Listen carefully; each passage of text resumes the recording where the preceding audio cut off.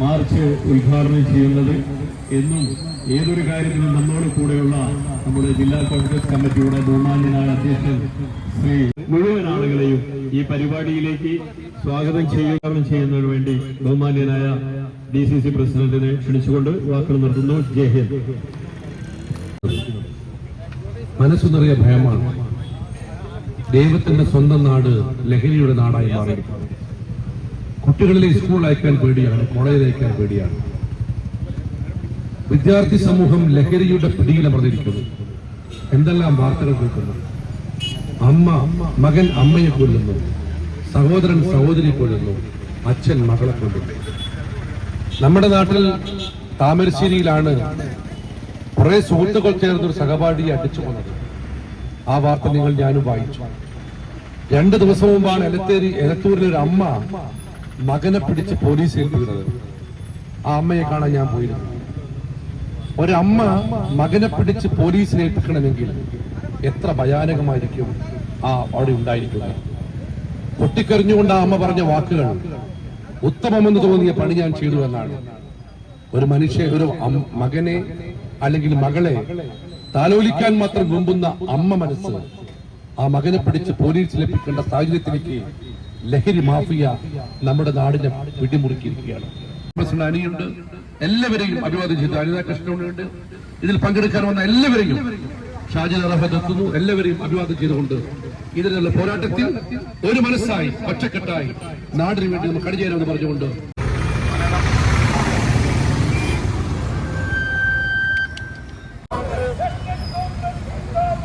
National Congress Zindabad.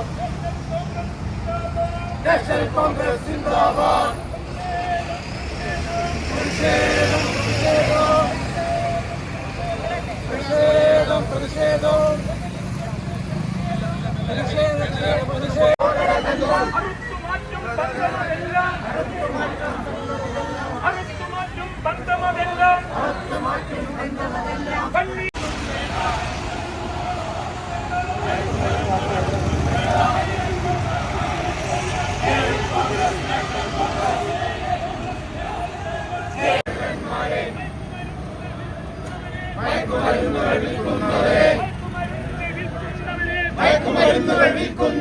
ഇളം മനസ്സിൻ ചൂഷകരെ, ഇളം മനസ്സിൻ ചൂഷകരെ, ഇളം മനസ്സിൻ ചൂഷകരെ, ഇളം മനസ്സിൻ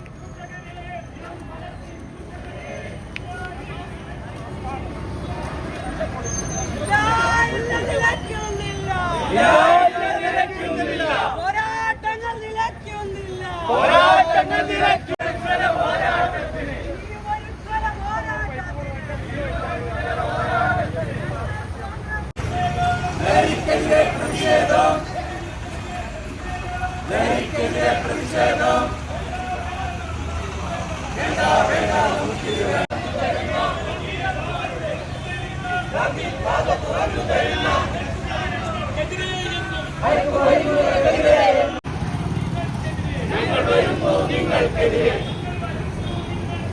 ഞങ്ങൾ വരുന്നു നിങ്ങൾക്കെതിരെ.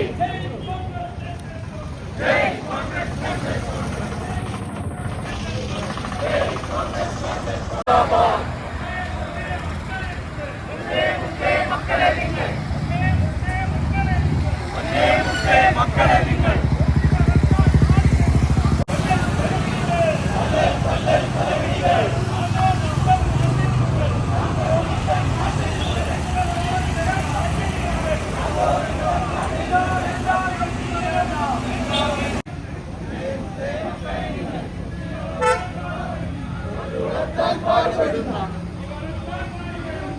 വളർത്താൻ പാടുപെടുന്ന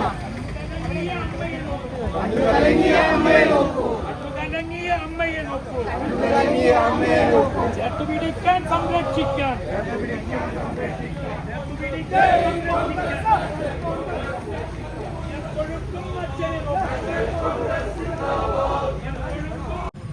ദൈവത്തിന്റെ സ്വന്തം നാടിന്ന് ലഹരിയുടെ സ്വന്തം നാടായി മാറിക്കൊണ്ടിരിക്കുന്ന കാഴ്ചയാണ് നമ്മൾ കണ്ടുകൊണ്ടിരിക്കുന്നത്.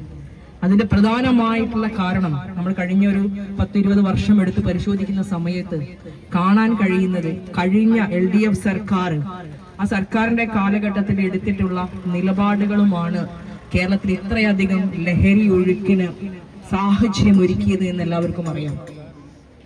കഴിഞ്ഞ തവണത്തെ ആഭ്യന്തര വകുപ്പിന്റെ മന്ത്രിയായിരുന്ന കോടിയേരി ബാലകൃഷ്ണന്റെ മകൻ ബിനീഷ് കോടിയേരിയാണ് കേരളത്തിൽ ആദ്യമായിട്ട് രാസലീല പാർട്ടി കേരളത്തിൽ നടത്തുന്നത്. അതായത് ഡിവൈഎഫ്ഐ പോലുള്ള SFI പോലുള്ള വലിയ മുദ്രാവാക്യങ്ങൾ ഉയർത്തി സാമൂഹ്യ പരിവർത്തനത്തിന്റെ മാതൃകാ വാക്താക്കളായി മാറിയ ഈ രാഷ്ട്രീയ സംഘടനകൾ, രാഷ്ട്രീയ യുവജന സംഘടനകളാണ് ഇന്ന് കേരളത്തിലെ ഒട്ടുമിക്ക മേഖലയിലും ലഹരി വ്യാപാരത്തിന്, മദ്യത്തിനുപരിയായി മയക്കുമരുന്നിന്റെ വ്യാപാരത്തിന് ഇന്ന് നേതൃത്വം നൽകുന്നത് എന്ന വേദനാജനകമായിട്ടുള്ള സാഹചര്യമാണ് നമ്മൾ കണ്ടുകൊണ്ടിരിക്കുന്നത്.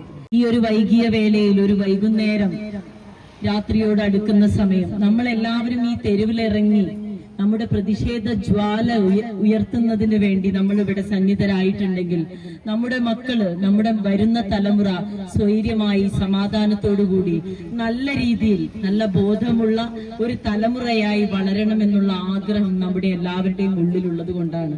ഞാനിവിടെ വരുമ്പോൾ തന്നെ ശ്രീനിവാസേട്ടനോട് സൂചിപ്പിച്ചു, തീർച്ചയായും ഏതെങ്കിലും ഒരു സമയം ഞാൻ ഈ പരിപാടിയിൽ പങ്കെടുക്കും. ഇന്ന് നിങ്ങൾക്ക് എല്ലാവർക്കും അറിയാവുന്ന റംസാൻ മാസമാണ്. 24 എന്നൊക്കെ പറയുമ്പോൾ വളരെ നല്ല അവസാനത്തെ നോമ്പുകളോട് അടുത്ത് നിൽക്കുമ്പോൾ ഇവിടെ ഞാൻ വന്നിട്ടുള്ളത് ഒരു സാധാരണക്കാരിയായ ഒരു അമ്മയുടെ രൂപത്തിലാണ്. 3 കൗമാരക്കാരായ 2 ആൺകുട്ടികളുണ്ട്. അപ്പൊ അവരെയൊക്കെ ഈ ഒരു കേരളത്തിൽ